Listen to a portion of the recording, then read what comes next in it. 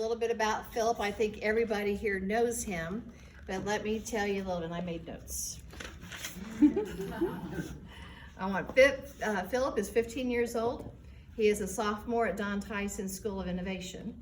He is a percussionist in their school band. He runs cross country and track. I'm not sure which is faster, his fingers at the piano or his legs on the track, because he is fast with both.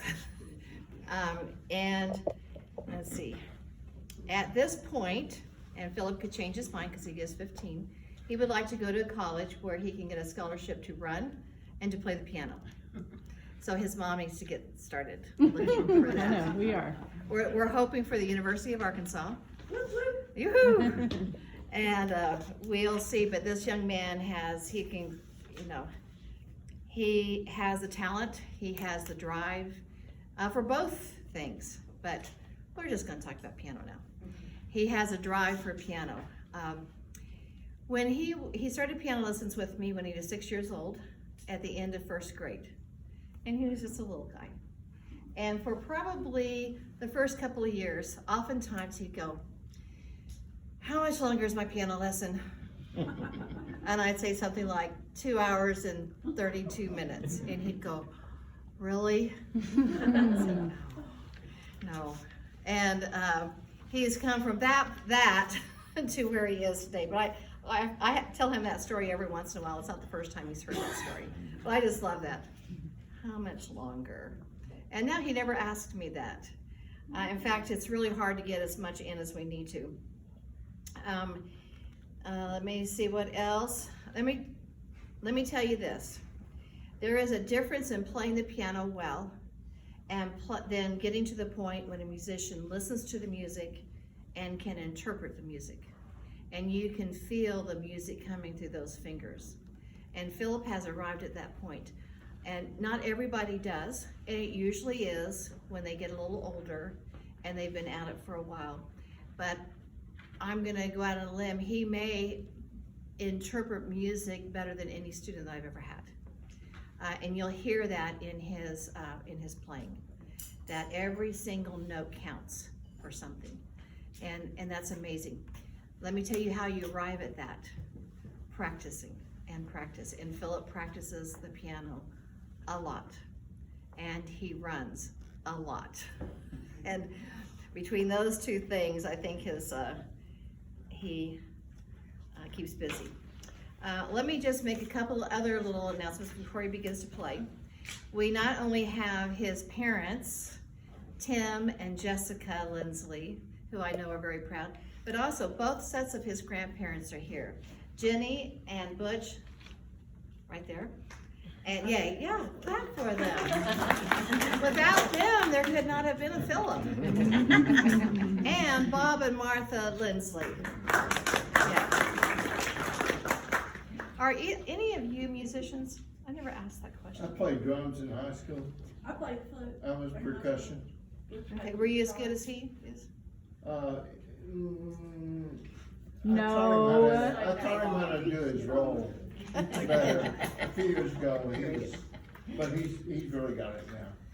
So this is Philip's not first concert. He gave one at Art Gardens at Arkansas, and he's played a few other places. If anybody knows anybody that needs a pianist to play for an event, he is now open for business, so he'd be glad to play. So without further ado, I'm so proud of all of my students. I'm not any more proud of Philip than I am any other student. But I want you to listen to Philip and enjoy the music and just get caught up in it. Come on, Philip.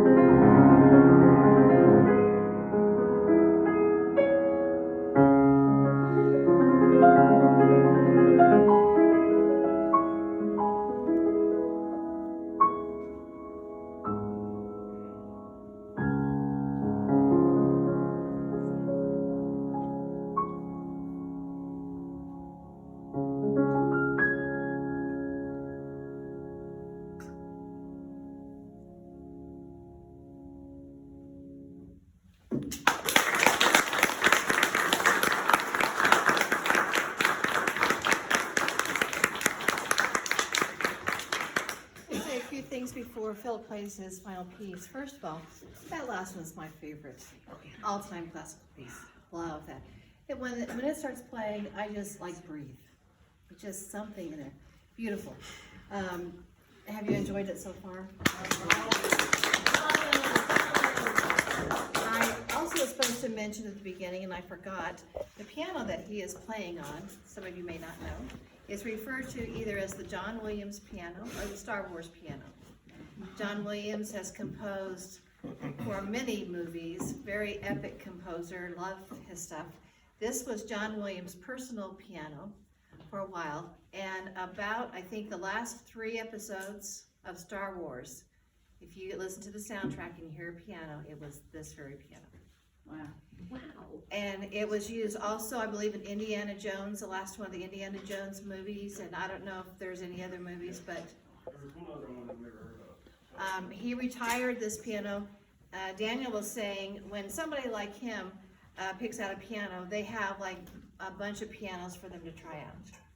And he picked this one. So John Williams, you know it had to be a good one. So he retired it, and Stephen, the owner of the Steinway here, purchased it, and let me tell you, the value of this piano is, I don't know if I'm supposed to, can I say how much? $250,000 is spent. Is that all? So, and you know, we appreciate the Steinway Gallery. They let us have recitals in here, and we get to play on pianos like this. They also provide the pianos for the piano ensemble that we have for the students in the fall. And we just appreciate the community effort that they have been putting out for North. Yes, give them a hand. If you're ever in the market for a piano, they don't just sell Steinways. They have used other pianos, and they can work with you in with your budget. So they do sell obviously Steinways, but they do have other pianos. But I'm going to go out on a limb. I think the other pianos that are used, that they make sure that everything is in good condition. They refurbish it, whatever it needs to take. Okay. The last piece that Philip is playing is a Beethoven sonata. If you're not familiar with the sonata, the definition, I looked it up today to get real technical, is a multi-movement piece of instrumental music. Literally translated means sounded or played. This is in contrast to another musical term, cantata, which means singing. So a sonata is a solo piece for an instrument. It is not a song. It's not to be hummed or sung. But it is a very, you might say, highbrow type of composition. So there are multi-movements, as I said. Each movement can be a piece in itself. You can perform one movement, you can perform 2 movements, you can perform all of the movements. Philip is going to be playing all 3 movements of the sonata. In between the movements, he'll take a short little pause, well, not between 2 and 3. But there is not to be any applause. This is the educational part. You may know this. No applause in between movements, and reserve your applause for the end of the piece. Okay? Beethoven Sonata.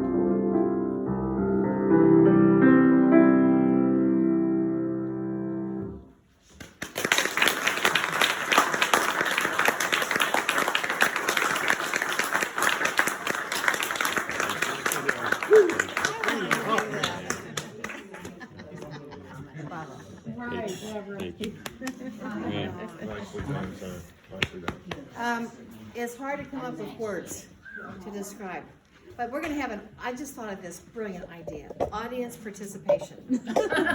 Give me a word that describes how he played. Passionate. Passionate, yes. Passion, yeah. Powerful.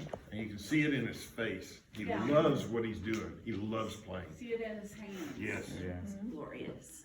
Oh, Enthusiastic. Devoted.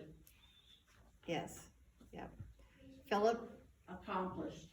you're doing good, to say the least. I mean, I don't even hardly know what to say. I was gonna say something, just imagine how much that piano's gonna be worth when he makes it big. $500,000, $750,000, I'm just saying. Obviously, he has put a lot of time and work and thought and into his music, and you can't play like he did without, number one, practicing, but thinking about the music and thinking about how it should sound. And should I do this with my hand, or should I do this with my hand? Do I bring out this? Do I bring out that? There's a lot of thought that goes into something like that. So, Philip, I'm proud of you. Keep up the good. Are all of you friends with Jessica on Facebook? Is anybody not? So I don't know if you remember, a little over a year ago, Philip surprised me with the first Chopin piece he played. Yes. That was I was shocked. Probably never so shocked in my entire life. And he worked out this little scenario where he was going to pretend like he wanted to play it. He fumbled through it. Let's listen to it. He thinks he's got a little, what was that called? Photographic memory from listening to it. And then he took off, and I was speechless. And Didn't you also say, why don't we wait? yes, let's wait till next year. I didn't think he was ready for it, especially for that year's performances. It was coming up. It's like, let's wait till next year. I think I got a little. No. So the shock look on my face was genuine. Several of my family members from Kansas City commented they had never seen me speechless. And I was. I mean, I just looked at Jessica, it's like, what? So, anyway, thank you all for coming, and encourage this young man. He's got a bright future if he decides to go into music, and we need to be an encourager to him, and motivating and all this. So he's done all right. Good job.